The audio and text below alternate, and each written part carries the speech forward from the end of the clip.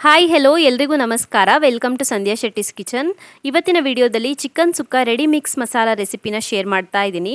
ಈ ರೀತಿಯಾದಂಥ ready mix ಮಸಾಲಾನ ಟೈಮ್ ಇದ್ದಾಗ ರೆಡಿ ಮಾಡಿ ಇಟ್ಕೊಂಡ್ರೆ ಯಾವಾಗ ಬೇಕಾದ್ರೆ ಆವಾಗ ಈಸಿಯಾಗಿ ಚಿಕನ್ ಸುಕ್ಕನ ಪ್ರಿಪೇರ್ ಮಾಡ್ಕೊಳ್ಬೋದು. ಇದನ್ನು 2ರಿಂದ 3 ತಿಂಗಳವರೆಗೂ ಸ್ಟೋರ್ ಮಾಡಿಟ್ಟು ಯೂಸ್ ಮಾಡ್ಕೊಳ್ಬೋದು. ಈ ರೀತಿ ರೆಡಿ ಮಿಕ್ಸ್ ಮಸಾಲ ಇದ್ದರೆ ಚಿಕನ್ ಸುಕ್ಕನ ಕೇವಲ 15ರಿಂದ 20 ನಿಮಿಷದಲ್ಲಿ ಸುಲಭವಾಗಿ ಮಾಡ್ಕೊಳ್ಬೋದು. ಹಾಗೆಯೇ ಚಿಕನ್ ಸುಕ್ಕ ಮಾಡುವಾಗ ಅದಕ್ಕೆ ಶುಂಠಿ ಬೆಳ್ಳುಳ್ಳಿ ಪೇಸ್ಟ್, ಈರುಳ್ಳಿ ಮತ್ತು ಎಣ್ಣೆ ಸೇರಿಸಿದ್ರೆ ಸಾಕಾಗುತ್ತೆ. ಬೇರೇನೂ ಐಟಮ್ಸ್ ಹಾಕೋದು ಬೇಡ, ಅಷ್ಟು ಸುಲಭವಾಗಿ ಮಾಡೋಕ್ಕಾಗತ್ತೆ. ಬನ್ನಿ ಹಾಗಿದ್ರೆ ರೆಸಿಪಿ ಹೇಗಿದೆ ಅಂತ ನೋಡೋಣ. ಮೊದಲಿಗೆ ಮಸಾಲೆನ ಹುರ್ಕೊಳ್ಬೇಕು. ಒಂದು ಬಾಣಲಿನ ಕಾಯಿಸಿ ಅದಕ್ಕೆ ಅರ್ಧ ಚಮಚ ಆಗುವಷ್ಟು ಕೋಕೋನಟ್ ಆಯಿಲನ್ನು ಸೇರಿಸ್ಕೊಳ್ಬೇಕು, ತೆಂಗಿನ ಎಣ್ಣೆನ. ಎಣ್ಣೆ ಕಾದ ನಂತರ ಅದಕ್ಕೆ 20ರಿಂದ 25 ಬ್ಯಾಡಗಿ ಮೆಣಸಿನ್ಕಾಯಿನ ಸೇರಿಸ್ಬಿಟ್ಟು ಕಡಿಮೆ ಊರಿನಲ್ಲಿ ಹುರ್ಕೊಳ್ಬೇಕು. ನಾನಿಲ್ಲಿ 1 kg ಚಿಕನ್ಗಾಗುವಷ್ಟು ಮಸಾಲೆನ ರೆಡಿ ಮಾಡ್ಕೊಳ್ತಾ ಇದ್ದೀನಿ. ಕಡಿಮೆ ಊರಿನಲ್ಲಿ ಒಂದು 3ರಿಂದ 4 ನಿಮಿಷದವರೆಗೂ ಚೆನ್ನಾಗಿ ಹುರ್ಕೊಳ್ಬೇಕು ಮೆಣಸಿನ್ಕಾಯಿನ.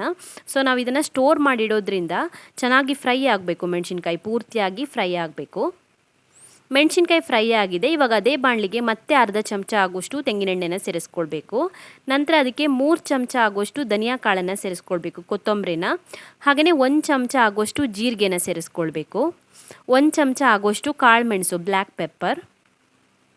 ಹಾಗೆಯೇ ಒಂದು 3ರಿಂದ 4 ಚಿಟಿಕೆ ಆಗುವಷ್ಟು ಮೆಂತೆ ಕಾಳನ್ನು ಸೇರಿಸ್ಕೊಳ್ಳಿ. ಜಾಸ್ತಿ ಹಾಕಿದ್ರೆ ಕಹಿ ಆಗುತ್ತೆ. ಒಂದು 3-4 ಚಿಟಿಕೆ ಮೆಂತೆ ಕಾಳನ್ನು ಸೇರಿಸ್ಕೊಳ್ಳಿ. ಇದನ್ನು ಕೂಡ ಕಡಿಮೆ ಉರಿನಲ್ಲಿ ಒಂದು 2ರಿಂದ 3 ನಿಮಿಷದವರೆಗೂ ಚೆನ್ನಾಗಿ ಹುರ್ಕೊಳ್ಬೇಕು. ಜಾಸ್ತಿ ಎಣ್ಣೆ ಸೇರಿಸ್ಕೊಳ್ಬೇಡಿ, ಒಂದು ಅರ್ಧ ಚಮಚ ಆಗುವಷ್ಟು ಎಣ್ಣೆ ಸೇರಿಸ್ಕೊಂಡ್ರೆ ಸಾಕಾಗುತ್ತೆ. ಇದು ಕೂಡ ಚೆನ್ನಾಗಿ ಫ್ರೈ ಆಗಿದೆ, ರಿಮೂವ್ ಮಾಡಿ ಇಟ್ಕೊಳ್ಳೋಣ. ಮಸಾಲೆ ಐಟಮ್ಸ್ ಎಲ್ಲ ಚೆನ್ನಾಗಿ ಫ್ರೈ ಆದ ನಂತರ ಅದೇ ಪಾತ್ರೆಗೆ ಮತ್ತೆ 2 ಚಮಚ ಆಗುವಷ್ಟು ತೆಂಗಿನೆಣ್ಣೆನ ಸೇರಿಸ್ಕೊಂಡು ತೆಂಗಿನಕಾಯಿ ತುರಿನ ಫ್ರೈ ಮಾಡ್ಕೊಳ್ಬೇಕು. ನಾನಿಲ್ಲಿ ಒಂದು ಇಡೀ ತೆಂಗಿನಕಾಯಿನ ಯೂಸ್ ಮಾಡ್ತಾ ಇದ್ದೀನಿ. ಒಂದು ಇಡೀ ತೆಂಗಿನಕಾಯಿನ ತುರಿದ್ಬಿಟ್ಟು ಅದ್ರ ತುರಿನ ತಗೊಳ್ತಾ ಇದ್ದೀನಿ. ತೆಂಗಿನಕಾಯಿ ತುರಿನ ಸೇರಿಸ್ಬಿಟ್ಟು ಮೀಡಿಯಂ ಫ್ಲೇಮಲ್ಲಿ ಚೆನ್ನಾಗಿ ಹುರ್ಕೊಳ್ಬೇಕು. ತೆಂಗಿನಕಾಯಿ ತುರಿಯಲ್ಲಿರುವಂಥ ನೀರಿನ ಅಂಶ ಪೂರ್ತಿಯಾಗಿ ಇಂಗಬೇಕು. ನಾವಿವಾಗ ಮಾಡ್ತಾ ಇರುವಂಥ ರೆಡಿ ಮಿಕ್ಸ್ ಪೌಡರ್ನ 2ರಿಂದ 3 ತಿಂಗಳವರೆಗೂ ಸ್ಟೋರ್ ಮಾಡಿ ಇಟ್ಕೊಳ್ಬೋದು. ನಾವು 2-3 ತಿಂಗಳು ಸ್ಟೋರ್ ಮಾಡಿ ಇಡಬೇಕಂದ್ರೆ ತೆಂಗಿನಕಾಯಿ ತುರಿ ಪೂರ್ತಿ ಡ್ರೈ ಆಗಬೇಕು. ತೆಂಗಿನಕಾಯಿ ತುರಿ ಸರಿಯಾಗಿ ಫ್ರೈ ಆಗಿಲ್ಲ ಅಂದರೆ ಹಾಳಾಗ್ಬಿಡುತ್ತೆ. ಹಾಗಾಗಿ ತೆಂಗಿನಕಾಯಿ ತುರಿನ ಸರಿಯಾಗಿ ಫ್ರೈ ಮಾಡ್ಕೊಳ್ಬೇಕು. ಮೀಡಿಯಂ ಫ್ಲೇಮಲ್ಲಿ ಫ್ರೈ ಮಾಡ್ಕೊಳ್ಳಿ. ಲೈಟಾಗಿ ಕಲರ್ ಚೇಂಜ್ ಆಗಬೇಕು, ಒಂದು 10 ನಿಮಿಷ ಆದರೂ ಬೇಕಾಗ್ಬೋದು. ಚೆನ್ನಾಗಿ ಫ್ರೈ ಮಾಡ್ಕೊಳ್ಳಿ. ತೆಂಗಿನಕಾಯಿ ತುರಿ ಫ್ರೈ ಆಗಿದೆ. ಇವಾಗ ನಾವು ಫಸ್ಟಿಗೆ ಫ್ರೈ ಮಾಡಿರುವಂಥ ಮೆಣಸಿನ್ಕಾಯಿ ಮತ್ತು ಬೇರೆ ಮಸಾಲೆ ಐಟಮ್ಸನ್ನು ಒಂದು ಮಿಕ್ಸಿ ಜಾರಿಗೆ ಸೇರಿಸ್ಬಿಟ್ಟು ಪುಡಿ ಮಾಡ್ಕೊಳ್ಬೇಕು. ಪೂರ್ತಿಯಾಗಿ ತಣದ ನಂತರ ಮಿಕ್ಸಿ ಜಾರಿಗೆ ಸೇರಿಸ್ಕೊಳ್ಳಿ. ಅದ್ರ ಜೊತೆಗೆ 1/4 ಚಮಚ ಆಗುವಷ್ಟು ಅರಿಶಿಣ ಪುಡಿ ಮತ್ತು ಒಂದು ಸಣ್ಣ ಪೀಸ ಆಗುವಷ್ಟು ಹುಣಸೆ ಹಣ್ಣನ್ನು ಸೇರಿಸ್ಕೊಳ್ಬೇಕು. ಹುಣಸೆ ಹಣ್ಣನ್ನು ಚಿಕ್ಕ ಚಿಕ್ಕ ಪೀಸ್ಗಳಾಗಿ ಮಾಡಿ ಹಾಕ್ಕೊಳ್ಳಿ, ಇಲ್ಲಾಂದರೆ ಸರಿಯಾಗಿ ಪುಡಿ ಆಗೋದಿಲ್ಲ. ಜಾಸ್ತಿ ಬೇಡ ಹುಣಸೆ ಹಣ್ಣು, ಒಂದು ಸಣ್ಣ ಪೀಸ್ ಸೇರಿಸ್ಕೊಂಡ್ರೆ ಸಾಕಾಗತ್ತೆ. ಇವಾಗ ಮಿಕ್ಸಿನ ಕ್ಲೋಸ್ ಮಾಡಿಬಿಟ್ಟು ನೈಸಾಗಿ ಪುಡಿ ಮಾಡ್ಕೊಳ್ಬೇಕು ಮಸಾಲೆ ಐಟಮ್ಸನ್ನು. ಸೊ ಮಸಾಲೆನ ನೈಸಾಗಿ ಪುಡಿ ಮಾಡಿಬಿಟ್ಟು ತೊಗೊಂಡು ಬಂದಿದ್ದೀನಿ. ಇವಾಗ ಇದಕ್ಕೆ ತೆಂಗಿನಕಾಯಿ ತುರಿನ ಸೇರಿಸ್ಬಿಟ್ಟು ಮತ್ತೆ ಪುಡಿ ಮಾಡ್ಕೊಳ್ಬೇಕು. ತೆಂಗಿನಕಾಯಿ ತುರಿ ಸೇರಿಸಿ ಆದ ನಂತರ ನೈಸಾಗಿ ಪುಡಿ ಮಾಡ್ಕೊಳ್ಬಾರ್ದು, ತರ್ತರಿಯಾಗಿ ಪುಡಿ ಮಾಡ್ಕೊಳ್ಬೇಕು. ಒಂದು 2 ಸುತ್ತು ತಿರುಗಿಸಿದ್ರೆ ಸಾಕಾಗುತ್ತೆ. ಸೊ ನೋಡ್ತಾ ಇದ್ದೀರಲ್ಲ, ಇಷ್ಟು ತರ್ತರಿಯಾಗಿ ಮಾಡ್ಕೊಳ್ಬೇಕು, ಜಾಸ್ತಿ ನೈಸ್ ಆಗಬಾರ್ದು ತೆಂಗಿನಕಾಯಿ ತುರಿ ಸೇರಿಸಿ ಆದ ನಂತರ. ಸೊ ಚಿಕನ್ ಸುಕ್ಕ ಮಾಡೋದಕ್ಕೆ ಬೇಕಾದಂಥ ರೆಡಿ ಮಿಕ್ಸ್ ಪೌಡರ್ ರೆಡಿಯಾಗಿದೆ. ಇದನ್ನು ನೀವು 2ರಿಂದ 3 ತಿಂಗಳವರೆಗೂ ಕೂಡ ಸ್ಟೋರ್ ಮಾಡಿಟ್ಟು ಯೂಸ್ ಮಾಡ್ಕೊಳ್ಬೋದು.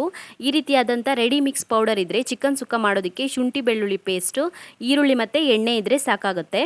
ಅದನ್ನು ಯೂಸ್ ಮಾಡಿಬಿಟ್ಟು ಕೇವಲ 15ರಿಂದ 20 ನಿಮಿಷದಲ್ಲಿ ಚಿಕನ್ ಸುಕ್ಕನ ರೆಡಿ ಮಾಡ್ಕೊಳ್ಬೋದು. ನಾನಿಲ್ಲಿ ಮಾಡಿರೋದು 1 kg ಚಿಕನ್ಗಾಗುವಷ್ಟು ರೆಡಿ ಮಿಕ್ಸ್ ಪೌಡರ್ನ. ಇವಾಗ ಇದರಲ್ಲಿ ಅರ್ಧದಷ್ಟು ಪೌಡರ್ನ ಯೂಸ್ ಮಾಡಿಬಿಟ್ಟು ಅರ್ಧ kg ಚಿಕನ್ನಿಂದ ಚಿಕನ್ ಸುಕ್ಕನ ಪ್ರಿಪೇರ್ ಮಾಡ್ಕೊಳ್ಳೋಣ. ಸೊ ನಾನಿಲ್ಲಿ ಅರ್ಧ kg ಆಗೋಷ್ಟು ಚಿಕನನ್ನು ತೊಗೊಂಡಿದ್ದೀನಿ. ಒಂದು ಬಾಣಲಿನ ಕಾಯಿಸ್ಬಿಟ್ಟು ಅದಕ್ಕೆ 3ರಿಂದ 4 ಚಮಚ ತೆಂಗಿನೆಣ್ಣೆನ ಸೇರಿಸ್ಕೊಳ್ಬೇಕು. ನಂತರ ಅದಕ್ಕೆ ಒಂದು ಸ್ವಲ್ಪ ಕರಿಬೇವಿನ ಎಲೆ, ಹಾಗೆಯೇ 2 ಚೆನ್ನಾಗಿ ಹೆಚ್ಚಿರುವಂಥ ಈರುಳ್ಳಿನ ಸೇರಿಸ್ಬಿಟ್ಟು ಚೆನ್ನಾಗಿ ಹುರ್ಕೊಳ್ಬೇಕು. ಈರುಳ್ಳಿ ಸಾಫ್ಟ್ ಆಗೋವರೆಗೂ ಚೆನ್ನಾಗಿ ಹುರ್ಕೊಳ್ಳಿ. 1 ನಿಮಿಷ ಚೆನ್ನಾಗಿ ಹುರ್ಕೊಂಡ್ರೆ ಸಾಕಾಗತ್ತೆ. ನಂತರ ಇದಕ್ಕೆ ನಾವು ತೊಗೊಂಡಿರುವಂಥ ಅರ್ಧ kg ಚಿಕನನ್ನು ಸೇರಿಸ್ಕೊಳ್ಳೋಣ.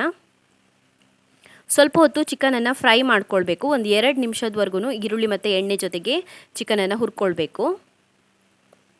2 ನಿಮಿಷ ಚಿಕನನ್ನು ಚೆನ್ನಾಗಿ ಫ್ರೈ ಮಾಡ್ಕೊಂಡ ನಂತರ ಇದಕ್ಕೆ ಇವಾಗ ರುಚಿಗೆ ತಕ್ಕಷ್ಟು ಉಪ್ಪನ್ನು ಸೇರಿಸ್ಕೊಳ್ಳೋಣ. ಚಿಕನ್ಗೆ ಎಷ್ಟು ಬೇಕಾಗುತ್ತೋ ಅಷ್ಟು ಉಪ್ಪನ್ನು ಸೇರಿಸ್ಕೊಳ್ಳಿ. ಹಾಗೆಯೇ 3/4 ಚಮಚ ಆಗುವಷ್ಟು ಶುಂಠಿ ಬೆಳ್ಳುಳ್ಳಿ ಪೇಸ್ಟನ್ನು ಹಾಕ್ಕೊಂಡಿದ್ದೀನಿ. ಸೊ ನಾವು ಮಸಾಲೆಗೆ ಶುಂಠಿ ಬೆಳ್ಳುಳ್ಳಿ ಏನೂ ಹಾಕ್ಕೊಂಡಿಲ್ಲ. ಇಲ್ಲಿ ನಾನು 3/4 ಚಮಚ ಶುಂಠಿ ಬೆಳ್ಳುಳ್ಳಿ ಪೇಸ್ಟನ್ನ ಹಾಕ್ಕೊಂಡಿದ್ದೀನಿ. ಮುಚ್ಚಿ 10 ನಿಮಿಷದವರೆಗೂ ಚಿಕನನ್ನು ಬೇಯಿಸ್ಕೊಳ್ಬೇಕು. ಹೈ ಫ್ಲೇಮಲ್ಲೇ ಬೇಯಿಸ್ಕೊಳ್ಳಿ. 10 ನಿಮಿಷ ಚಿಕನನ್ನು ಬೇಯಿಸ್ಕೊಂಡಿದ್ದೀನಿ. ಪೂರ್ತಿಯಾಗಿ ಬೆಂದಿಲ್ಲ ಚಿಕನ್ ಇವಾಗಲೂ ಕೂಡ. ಇವಾಗ ಇದಕ್ಕೆ ನಾವು ರೆಡಿ ಮಾಡಿ ಇಟ್ಕೊಂಡಿರುವಂಥ ರೆಡಿ ಮಿಕ್ಸ್ ಪೌಡರಲ್ಲಿ ಅರ್ಧದಷ್ಟು ಪೌಡರ್ನ ಸೇರಿಸ್ಕೊಳ್ತಾ ಇದ್ದೀನಿ.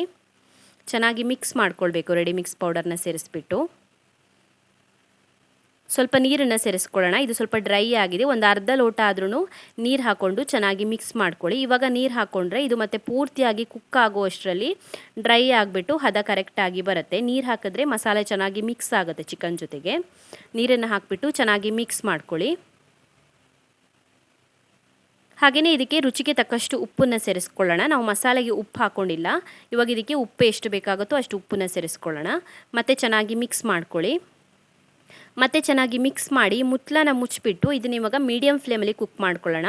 ಮೀಡಿಯಮ್ ಫ್ಲೇಮಲ್ಲಿ ಒಂದು 10 ರಿಂದ 15 ನಿಮಿಷದವರೆಗೂ ಬೇಯಿಸ್ಕೊಳ್ಬೇಕು. ಸೊ ಒಂದು 10 ನಿಮಿಷದವರೆಗೂ ಮುಚ್ಚಳ ಮುಚ್ಚಿಬಿಟ್ಟು ಮೀಡಿಯಮ್ ಫ್ಲೇಮಲ್ಲಿ ಬೇಯಿಸ್ಕೊಂಡಿದ್ದೀನಿ. ರೆಡಿಯಾಗಿದೆ ಇದು ಸರ್ವ್ ಮಾಡೋದಕ್ಕೆ. ಕೊನೆಯದಾಗಿದ್ದಕ್ಕೆ ಚೆನ್ನಾಗಿ ಹೆಚ್ಚಿರುವಂಥ ಕೊತ್ತಂಬರಿ ಸೊಪ್ಪನ್ನು ಸೇರಿಸ್ಕೊಳ್ಬೇಕು. ನೀವು ನೋಡ್ತಿರ್ಬೋದು ನಾವು ಹಾಕಿರುವಂಥ ಎಣ್ಣೆ ಸಪ್ರೇಟ್ ಆಗಿದೆ ನೋಡಿ. ಈ ಸ್ಟೇಜ್ವರೆಗೂ ಕುಕ್ ಮಾಡ್ಕೊಳ್ಬೇಕು. ಕೊತ್ತಂಬರಿ ಸೊಪ್ಪನ್ನು ಸೇರಿಸ್ಬಿಟ್ಟು ಸ್ಟವ್ ಆಫ್ ಮಾಡ್ಕೊಳ್ಬೋದು. ರೆಡಿಯಾಗಿದೆ ಸರ್ವ್ ಮಾಡೋದಕ್ಕೆ.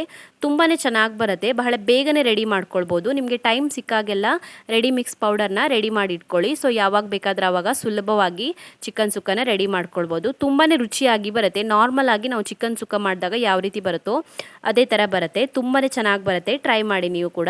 Thank you for watching my video. ನಿಮಗೆ ಈ ವಿಡಿಯೋ ಇಷ್ಟವಾಗಿದ್ದರೆ ವಿಡಿಯೋಗೊಂದು ಲೈಕ್ ಕೊಡಿ. ಹಾಗೆಯೇ ಕಮೆಂಟಲ್ಲಿ ತಿಳಿಸಿ ಹೇಗಿದೆ ಅಂತ. ಇನ್ನೂ ಹೆಚ್ಚಿನ ವಿಡಿಯೋಗಳಿಗಾಗಿ ನನ್ನ ಯೂಟ್ಯೂಬ್ ಚಾನಲನ್ನು ಸಬ್ಸ್ಕ್ರೈಬ್ ಮಾಡ್ಕೊಳ್ಳಿ. ಹಾಗೆಯೇ ನನ್ನನ್ನು ಫೇಸ್ಬುಕ್ ಮತ್ತು ಇನ್ಸ್ಟಾಗ್ರಾಮಲ್ಲಿ ಫಾಲೋ ಮಾಡೋದನ್ನು ಮರಿಬೇಡಿ.